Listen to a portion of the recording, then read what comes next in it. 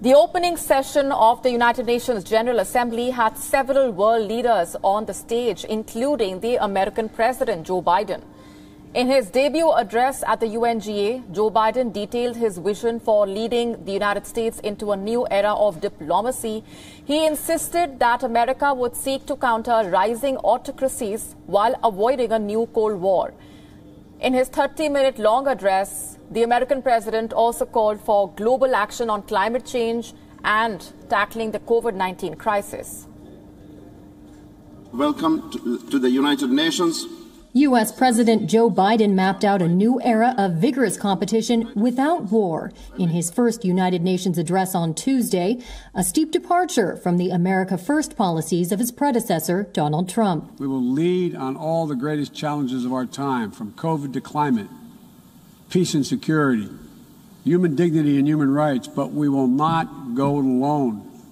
We will lead together with our allies and partners and in cooperation with all those who believe as we do that this is within our power to meet these challenges.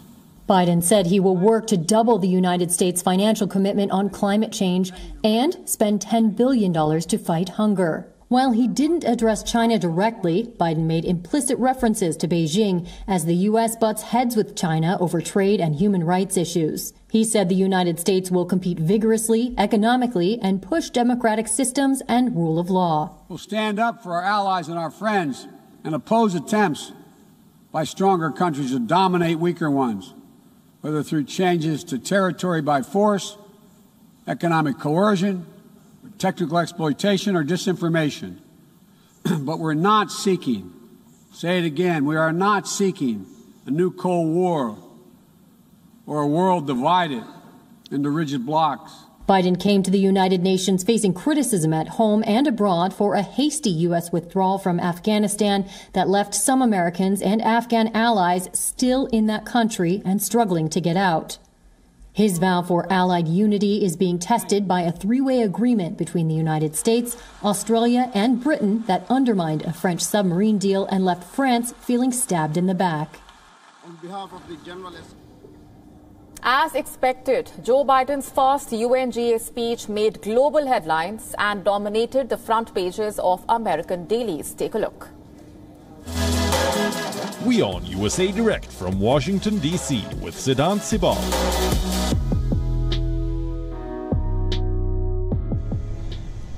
Well, the newspapers today are full of what the US President Joe Biden said at the United Nations General Assembly, his first address as the president. And let's take a look at the headlines. Washington Times talking about Biden hoping for Iran nuclear deal fades. This is the headline which has been talked about, but it also talks about other leaders, including, of course, the new Iranian president who has also addressed the UNGA.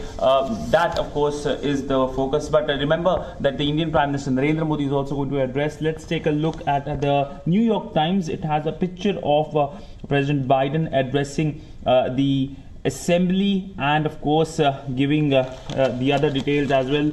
A lot of stories from US in terms of how things are in terms of COVID and how Biden reasserts role of America in the world affairs. Let's take a look at the Wall Street Journal. Again, a picture of President Biden. Also talks about Beijing's policies that have heightened risk for the economy.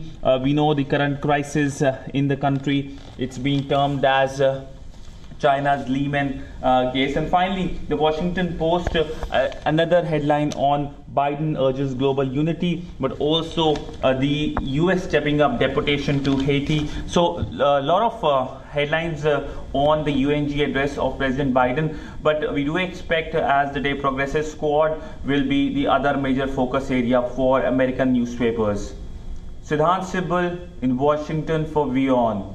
WION now available in your country. Download the app now. Get all the news on the move.